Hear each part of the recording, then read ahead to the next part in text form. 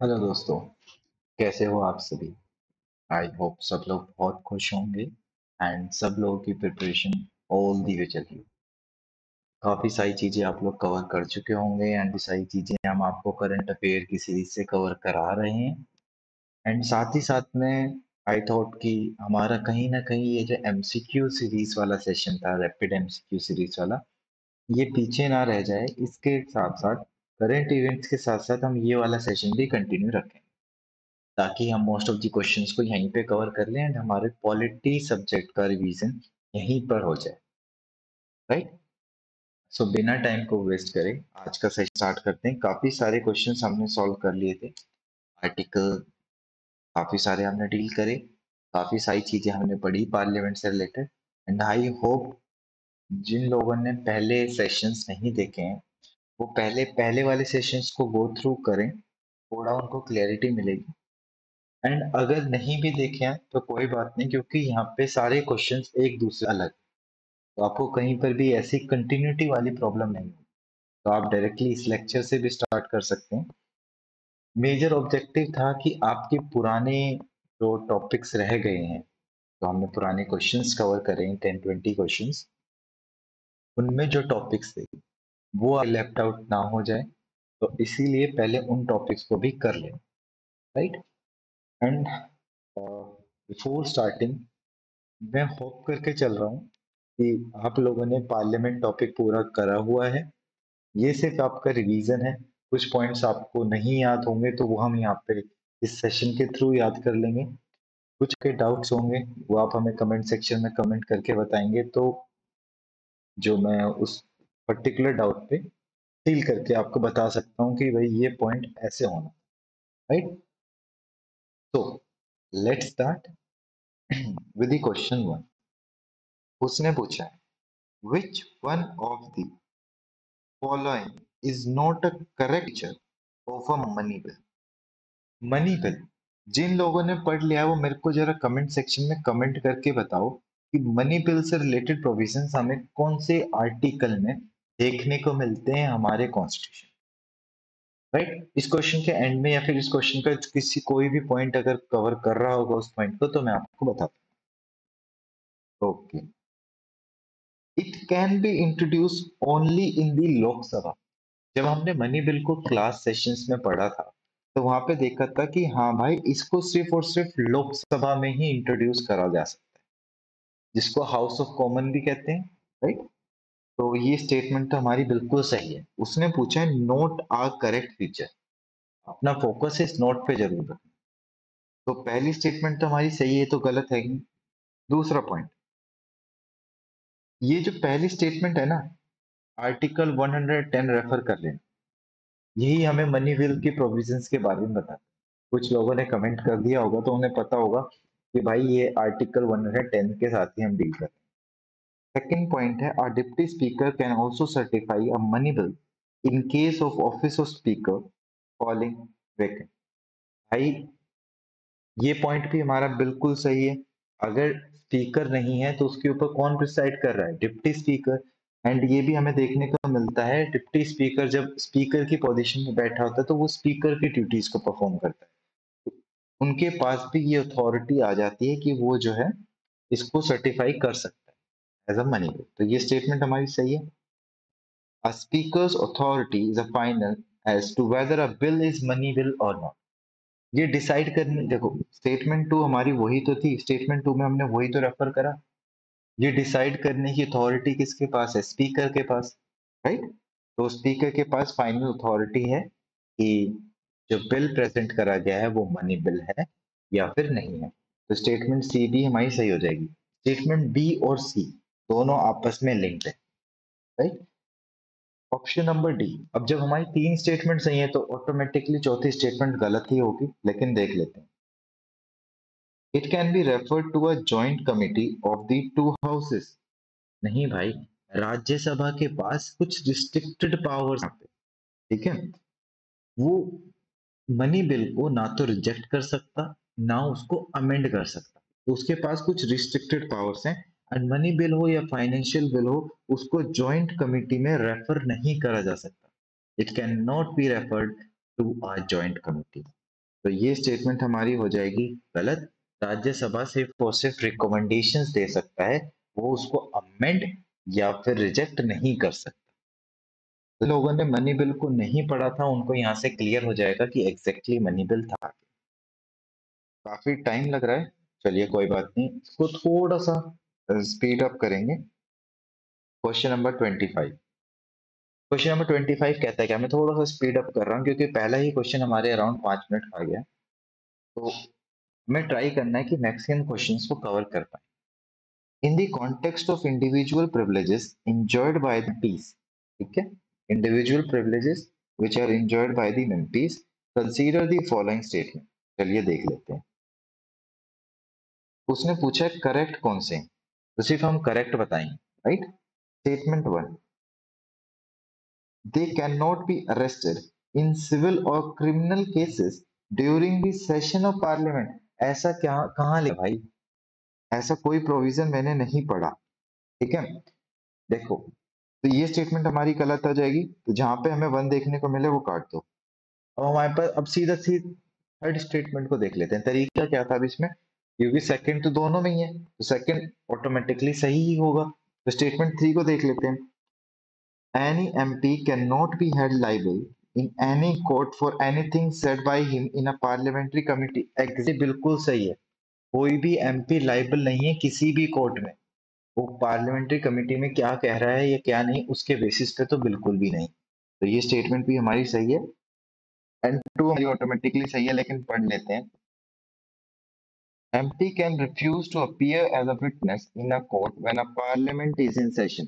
बिल्कुल सही बात है भाई, अगर पार्लियामेंट सेशन में है तो MP as a witness appear होने के लिए मना कर सकता है, पार्लियामेंट के सेशन ज्यादा जरूरी है।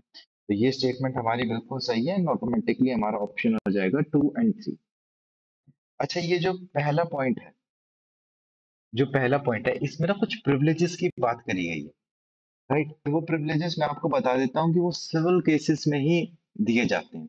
जल्दी से कमेंट सेक्शन में कमेंट करके बताओ कि वो कौन सा प्रिविलेज है। एक हिंट मैं आपको दे देता हूँ, उस प्रोविजन में कहीं ना कहीं 40 डेज का रेफरेंस है, इन दी बिगनिंग और इन दी एंड। जल्दी से कमेंट सेक्शन में कमेंट करके बताओ कि भाई वो प्रिविलेज कौन है, और वो सिर्फ सिविल केसेस में ही दिया जाता है, ना कि क्रिमिनल केसेस में। तो बताओ ये आप, क्योंकि फॉर्म करके चल रहे हैं सब अपने टॉपिक को कवर करा हो। Question number 26, which of the following statement is incorrect. अब उसने पूछा है इनकरेक्ट कौन सा है, इन चीजों पे काफी ज्यादा ध्यान देके चलो। Regarding the merits of parliamentary session, ठीक है, पार्लियामेंट्री सिस्टम मेरिट्स की बात करते हुए देखेंगे कौन सी statements incorrect. Okay, it establishes a responsible government. बिल्कुल भाई, पार्लियामेंट्री सिस्टम का मतलब ही है कि वो गवर्नमेंट को रिस्पांसिबल होल्ड करे। नो कॉन्फिडेंस मोशन जैसी चीजें हमें देखने को मिलती है, इनडायरेक्टली गवर्नमेंट को रिस्पॉन्सिबिलिटी तो बना रही है। दूसरी, it provides a platform that is representative of diverse group. Exactly, ये भी बिल्कुल सही बात है, ये तो कॉमन सेंसिकल क्वेश्चंस है। It provides a strict separation of power between the executive and judiciary. ये आपको गलत नहीं दिख रहा, स्ट्रिक्ट सेपरेशन तो नहीं है ना, पावर का separation presidential form of system की बात से हो गई, तो जैसा हमें यूएसए में देखने को मिलता है, तो ये चीज नहीं है। चलिए, अब ये नहीं है, इनकरेक्ट ही पूछा था, कोई ऑप्शन नहीं है, तो हमारा नंबर सी ही बिल्कुल सही आंसर हो जाएगा। लेकिन देख लेते हैं ऑप्शन डी क्या कह रहा है। It provides flexibility in the removal of head of the government. जल्दी से कमेंट सेक्शन में कमेंट करके बताओ who is the head of government, nominal और रियल। तो ये स्टेटमेंट फ्लेक्सिबिलिटी है, बिल्कुल सही ऑप्शन, मतलब बिल्कुल सही है ये। और हमारा इस क्वेश्चन का आंसर, क्योंकि उसने इनकरेक्ट पूछा था, तो ऑप्शन नंबर सी हो जाएगा पहले क्वेश्चन का एंड सेकंड क्वेश्चन का। तो मैंने दो क्वेश्चन पूछे, कमेंट सेक्शन में कमेंट कर दो बस, मेरे को पता लग जाएगा कि आप लोगों को ये जो कॉन्सेप्ट हैं ये क्लियर है। नहीं होंगे तो नेक्स्ट सेशन में ट्राई करेंगे कि इन कॉन्सेप्ट से रिलेटेड भी कुछ इनकॉर्पोरेट कर पाए। और question number 27, which of the following powers are enjoyed exclusively by the Lok Sabha? लोक सभा के पास वो कौन सी एक्सक्लूसिव पावर्स हैं which are not by the Rajya Sabha. ये क्वेश्चन ना प्रीलिम्स में पूछा गया था, तो देखते हैं क्वेश्चन आंसर क्या होगा। Initiation of money bill, article 110, just अभी क्वेश्चन पढ़ा कि ये पावर तो एक्सक्लूसिव है सिर्फ और सिर्फ लोकसभा के पास। तो जहाँ पे वन नहीं है ऑप्शन हमारे गलत हो जाएंगे। ठीक है, अब से सेकंड देख लो, कॉन्स्टिट्यूशनल अमेंडमेंट। भाई कॉन्स्टिट्यूशनल अमेंडमेंट की पावर एक्सक्लूसिव नहीं है, राज्यसभा के पास भी ये पावर है। तो ये स्टेटमेंट ही गलत हो जाएगी। उसने पूछा क्या है करेक्ट आंसर, तो जहाँ पे टू है वो गलत हो जाएगा, ऑटोमेटिकली मेरा आंसर 1 और 4 मुझे मिल गया। तो इसका मतलब इम्पीचमेंट ऑफ प्रेसिडेंट जो है ये भी गलत है, ये भी दो हाउसेस में हो जाता है। And the passing of the no confidence motion, no confidence motion कौन से हाउस में होता है, ये भी हमने ऊपर देखा था, लोकसभा में। तो आंसर नंबर 1 और 4 बिल्कुल सही है, 2 और 3 हमारे गलत थे यहाँ पे, और उसने क्वेश्चन हमसे करेक्ट ही पूछा है। मूव करते हैं क्वेश्चन नंबर 28। अब उसने पूछा है which of the following are incorrect. अब इनकरेक्ट किससे रिलेटेड पूछा है वो देख लो, with the panel of vice chairperson in Rajya Sabha. जल्दी से बता दो कि वाइस चेयरपर्सन है कौन राज्यसभा का। तो question number 28, the constitution provides for the nomination of panel of vice chairperson. भाई कॉन्स्टिट्यूशन प्रोवाइड नहीं करता, it is under the rule of Rajya Sabha, है ना। तो ये स्टेटमेंट हमारी गलत हो गई। तो जहां वन है ना दिखे वो काट दो। Okay, a member from the panel presides over the house when the office of chairman or deputy chairman is vacant। भाई ये तो गलत है ना, प्रेसिडेंट अपॉइंट कर सकते पर्पस के लिए, पैनल का मेंबर डायरेक्टली प्रिसाइड नहीं करेगा, तो ये गलत हो जाएगा, ये भी गलत है। अब जब हमारा ये जहां जहां टू है वो सारे मिनट सही है, तो टू इसमें भी था, टू इसमें भी था, टू इसमें भी था। चलिए, a member from the panel has same power as that of deputy chairman of राज्य सभा। है भाई, ये तो मेंबर, पैनल के मेंबर के पास डिप्टी चेयरमैन ऑफ राज्यसभा जैसी पावर है, तो नहीं, ये तो नहीं पड़ा। भाई चेयरमैन जैसी पावर्स होती हैं पास, डिप्टी चेयरमैन जैसी पावर्स नहीं होती। तो ये स्टेटमेंट भी गलत हो जाएगी, और ये भी पावर्स कब होती हैं जब वो प्रिसाइड कर रहा होता है। चलो, a member from the panel remains in office for a term of 6 year. भाई जब तक नई पैनल ना आ जाए ना, जब तक रहता है, ये टर्म जो है ऐसा कुछ भी मेंशन नहीं है। तो ये स्टेटमेंट भी हमारी गलत हो जाएगी, ये भी गलत, ये भी गलत। Option number D is the right answer, 1, 2 and 3, क्योंकि उसने पूछा था इनकरेक्ट, तो सारे ही गलत हैं। समझ में आया क्यों गलत है, जिन लोगों को नहीं पता था उन लोगों को क्लैरिटी मिल गई होंगी क्यों गलत है, और जिन लोगों को आता था ओप्सो मेरे से भी पहले उन्होंने आंसर दे दिया होगा। Okay, question number 29।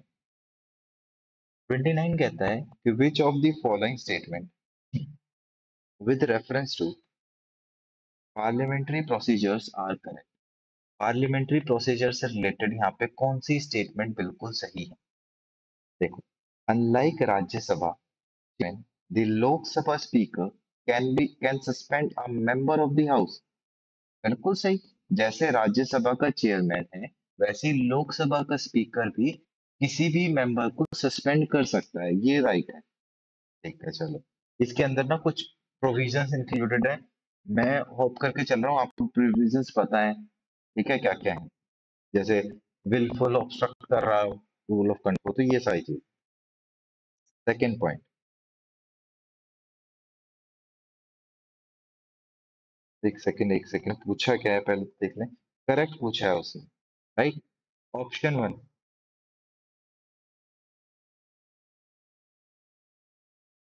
a house of parliament can terminate the suspension of member, a house of parliament can terminate the suspension of member by passing a motion।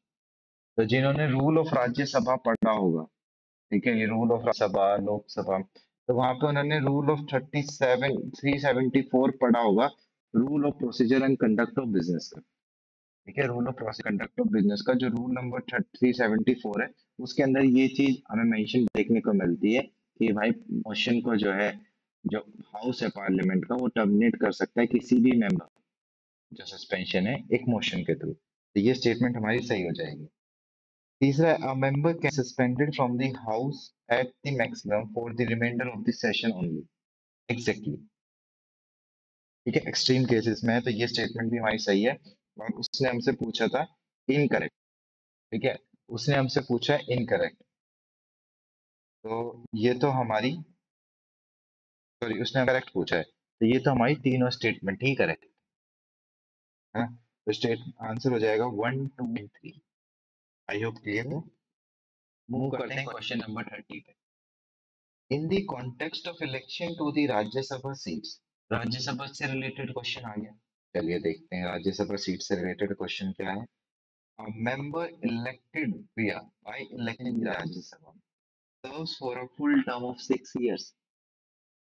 जल्दी से ये तो आप कमेंट सेक्शन में बता दो, क्योंकि ये मैंने आपको ऑलरेडी बताया।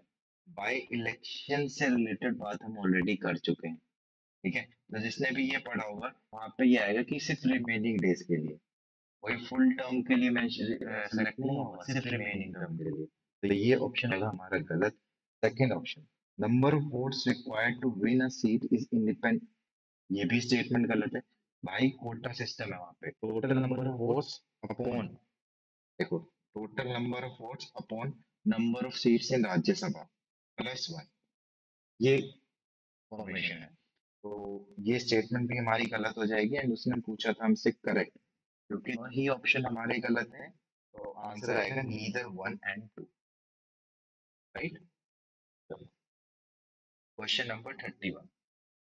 हम क्वेश्चंस को स्ट्रेच आउट करने की कोशिश कर रहे हैं ताकि मैक्सिमम आउटपुट ले सके। 24 से 31 आ गए, 6 क्वेश्चंस कर लिया हमने, मोस्ट ऑफ द चीजों को जानते हैं, ठीक है। चलो, with reference to the parliamentary committee, ठीक है, पार्लियामेंट्री की का रेफरेंस लेते हैं। उसने पूछा क्या है, इनकरेक्ट, फोकस अपना ज्यादा इस पे रखा क्यों, उसने पूछा क्या है, इनकरेक्ट पूछा है या करेक्ट पूछा है, उसके बाद क्वेश्चन को रेफर करो, ठीक है। चलो, member of departmental standing committee are nominated from both the houses of parliament। Statement तो बिल्कुल सही है, 21 from Lok Sabha and 10 from Rajya Sabha, दोनों ही हाउस से नॉमिनेट करे जाते हैं। स्टेटमेंट वन वो बिल्कुल सही है। उसने इनकरेक्ट पूछा है, स्टेटमेंट बी पे आ जाओ। पब्लिक अकाउंट कमेटी, याद करो जब इससे पहले हमने सारे कमिटीज को रेफर करा था, तो वहां पब्लिक अकाउंट कमेटी के बारे में भी पढ़ा, ठीक है। जब हम बात करते हैं public account committee is empowered to disallow expenditure by the department, bro बिल्कुल गलत ऑप्शन। Public account committee is not empowered, तो ये स्टेटमेंट हो जाएगी हमारी गलत। फिर उसके बाद consultative committee are constituted by the ministry parliamentary affairs, बिल्कुल सही। अगर अब आपको ऑप्शन ये भी पता होंगे, आपको पता है हमने इनकरेक्ट पूछा है, ऑटोमेटिकली मेरा आंसर बी है, एंड ये रिमेनिंग क्वेश्चंस मेरे ऑप्शन बिल्कुल सही हो जाएंगे, लेकिन फिर भी पढ़ लेते हैं। A house can recommend a bill to a select committee by adopting a motion, बिल्कुल, जस्ट बाय अ क्लोज, ये पॉइंट भी हमने पढ़ रखा है पार्लियामेंट में, पॉइंट भी हमारा बिल्कुल सही है, पहला पॉइंट भी हमारा बिल्कुल सही था, सिर्फ स्टेटमेंट टू गलत है because it is not empowered, right, right. तो आई होप यहाँ तक क्लियर होगा आपको, राइट। अब हम आगे जो है नेक्स्ट क्वेश्चन पे मूव ऑन करते हैं, क्वेश्चन नंबर 32। कंसीडर दी स्टेटमेंट, सारी स्टेटमेंट्स को कंसीडर करते हैं। The revenues which are generated from sesh is credited into consolidated fund of India। क्या ऐसा होता है, बिल्कुल सही। जो सेस से रेवेन्यू जनरेट होता है वो सीएफआई में ही क्रेडिट किया जाता है, तो स्टेटमेंट वन तो हमारी बिल्कुल सही हो जाएगी, जिसको पार्लियामेंट एक स्पेसिफिक पर्पस के लिए यूज करता है। AIDC, agriculture infrastructure and development cess is on crude palm oil, oil, coal and lignite। इसके अंदर काफी सारी चीजें हमें देखने को मिलती है, जब हम डिस्कस करेंगे गोल्ड, सिल्वर, अल्कोहल, बेवरेजेस, ये सारी चीजें हमें देखने को मिलेंगी। ये स्टेटमेंट भी हमारी बिल्कुल सही है। The proceeds collected through sesh by the union government must be shared with this, ऐसा कोई भी प्रोविजन हमें देखने को नहीं मिलता है। आर्टिकल 270 को जिसको नहीं पता, वो आर्टिकल 270 को रेफर है, ठीक है। ये स्टेटमेंट हमारी गलत हो जाएगी, उसने पूछा क्या है करेक्ट, तो हमारा आंसर नंबर 1 एंड 2, बिल्कुल सही है। तो ऑप्शन हो जाएगा बी, 1 and 2 ओनली। मूव हैं क्वेश्चन नंबर 33 पे। Which of the following statement are correct regarding the money bill of India? ठीक है, मनी बिल हमने देखा अभी आर्टिकल 110 में, देख लेंगे हम। The president is the final authority। भाई प्रेसिडेंट कहाँ से आ गया? स्पीकर। ऑप्शन गलत हो जाएगा, उसने पूछा है कि correct. A constitutional amendment bill can also be treated as a money bill। नहीं भाई, एक आर्टिकल 110 क्लॉज को 1 को पढ़ लेना, ये क्लियर हो जाएगा। आर्टिकल 368 के अंदर मेंशन है कॉन्स्टिट्यूशनल अमेंडमेंट से रिलेटेड। तो दोनों ही ऑप्शन गलत हो जाएंगे, उसने करेक्ट पूछा है तो आंसर है नीदर वन है। सेशन को ज्यादा स्ट्रेच आउट नहीं करेंगे, क्वेश्चन नंबर 34 से नेक्स्ट में लेके चलेंगे। इसके पीछे बेसिक रीजन है क्योंकि हमारे माइंड की टेंडेंसी होती है वो 20 मिनट्स 30 to 25 मिनट्स तक ही कंसंट्रेट कर सकते। तो हम चीजों को उस हिसाब में लेके चलेंगे ताकि मैक्सिमम आउटपुट इससे हमें मिले। अगर आप लोगों को कोई किसी भी तरीके का डाउट होता है तो कमेंट सेक्शन में कमेंट करके बताइए। किसी भी टॉपिक पे आपको सेशन चाहिए एक डिटेल्ड वे में, तो आप वो भी कमेंट करके बता सकते हैं। एंड ट्रेनीपीडिया स्किल्स को कंटेंट के लिए फॉलो करें। थैंक यू फॉर लिसनिंग दोस्तों, मिलते हैं नेक्स्ट सेशन में। Bye bye.